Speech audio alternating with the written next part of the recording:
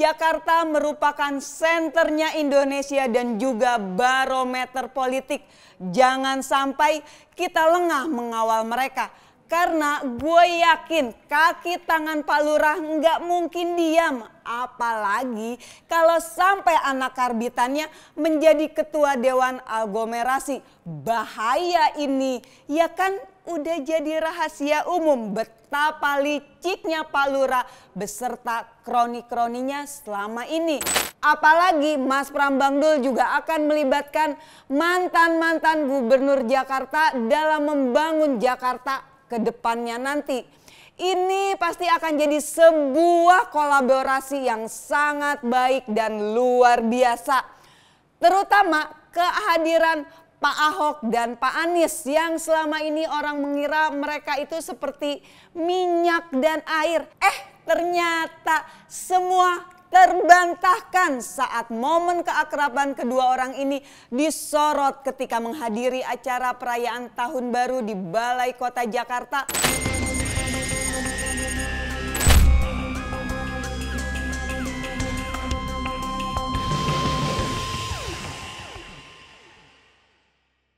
Wah, udah nggak sabar nunggu pelantikan Mas Pramban Dul Februari nanti. Komisi Pemilihan Umum DKI Jakarta menyatakan bahwa penetapan gubernur dan wakil gubernur terpilih Pilkada Serentak 2024 akan dilaksanakan pada Kamis 9 Januari dan pelantikannya jika tidak ada perubahan bulan Februari. Alhamdulillah bahagia banget dapat kabar ini. By the way, warga Jakarta udah pada tahu belum jika Mas Pramban Dul udah menyiapkan 11 program kerja di 100 hari pertama kepemimpinannya. Apa aja sih program kerja yang akan menjadi skala prioritas Mas Pramban Dul yang wajib warga Jakarta tahu? Nih gua paparin ya.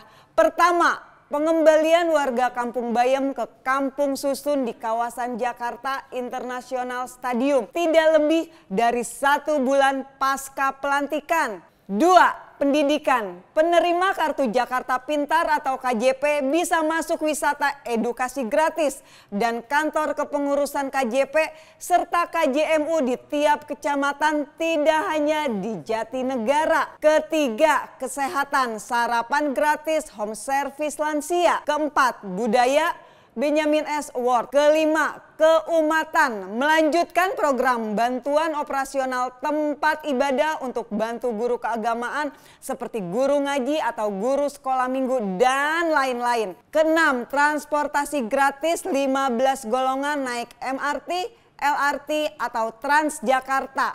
Yang ketujuh, tenaga kerja, job fair per 3 bulan sekali di kecamatan. Kedelapan, pangan, kontrak farming. 9, birokrasi dan pemerintahan. Syarat masuk PPSU jadi minimal SD, city branding kembali ke Plus Jakarta. Ke-10, lingkungan, taman buka 24 jam, mengembalikan sumur resapan yang sempat ditutup dan penggiat pasukan Orange. Ke-11, sampah. Penyediaan bank sampah di tiap RT RW untuk pemilahan sejak rumah tangga. Wow, keren banget kan Jakarta punya gubernur dan wakil gubernur. Apalagi Mas Pramban Dul juga akan melibatkan mantan-mantan gubernur Jakarta dalam membangun Jakarta ke depannya nanti. Ini pasti akan jadi sebuah kolaborasi yang sangat baik dan luar biasa. Terutama kehadiran Pak Ahok dan Pak Anies yang selama ini orang mengira mereka itu seperti minyak dan air.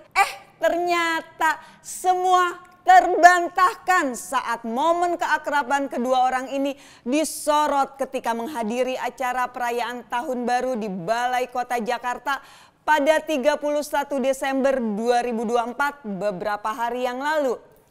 Di acara tersebut semua mantan gubernur Jakarta hadir seperti Sutioso, Fauzi Bowo, Basuki Cahayapurnama alias Ahok, Jarod Saiful Hidayat, Sumarsono hingga Pak Anies Rashid Baswedan. Terus mantan gubernur yang satu lagi kemana tuh si Jokowi, kok nggak hadir ya? Mungkin dia malu karena jagoannya Ridho tumbang. Dan pastinya thanksin juga dong. Ternyata di Jakarta Jokowi udah nggak punya power. Nggak lebih hanya seorang sales pilkada. Tapi terlepas dari apapun itu, gue sih bodo amat lah mau hadir atau enggak. Cuma gue lagi penasaran aja, kira-kira kejutan apa yang akan diberikan Ahok dan Anies di bulan depan nanti ya. Aduh, jadi kepo deh. Ya, apapun kejutan itu, gue berharap pastinya yang akan diberikan oleh Ahok dan Anies merupakan sebuah kolaborasi yang solid, khususnya dalam membantu memajukan kota Jakarta di bawah kepemimpinan Pramono Anung Rano Karno 5 tahun ke depan. Wah, jika sampai benar terjadi kolaborasi yang baik antara Ahok dan Anies, gue kok jadi punya feeling si Pak Lurah akan semakin kebakaran jenggot atau panik ya. Pastinya buat Pak Lurah kolaborasi mereka bisa berpengaruh untuk masa depan anaknya di 2029 nanti. Karena kita sama-sama tahulah mereka salah satu tokoh yang cukup punya pengaruh di Indonesia dan secara massa pendukung nggak perlu dipertanyakan lagi. Udah lanjut lagi ke Mas Pram Bang Dul yang akan mulai memimpin Jakarta bulan Februari nanti. Pokoknya sebagai warga Jakarta kita harus selalu mendukung dan mengawal pemerintahan Mas Pram Bang Dul yang jelas untuk kesejahteraan warga dan kemajuan kota Jakarta. Karena Jakarta merupakan senternya Indonesia dan juga barometer politik. Jangan sampai kita lengah mengawal mereka. Karena gue yakin kaki tangan Pak Lurah nggak mungkin diam. Apalagi kalau sampai anak karbitannya menjadi ketua Dewan Aglomerasi. Bahaya ini, ya kan udah jadi rahasia umum betapa liciknya Pak Lurah beserta kroni-kroninya selama ini. Tapi gue percaya warga Jakarta kan udah cukup kritis dan logikanya waras. Pastinya dong mereka nggak mungkin diam lah jika sampai pemerintahan Mas Pram Bang Dul diganggu oleh Pak Lurah dan kroni-kroninya. Saatnya warga Jakarta tunjukkan bahwa Pak Lurah di Jakarta nothing. Salam revolusi cinta.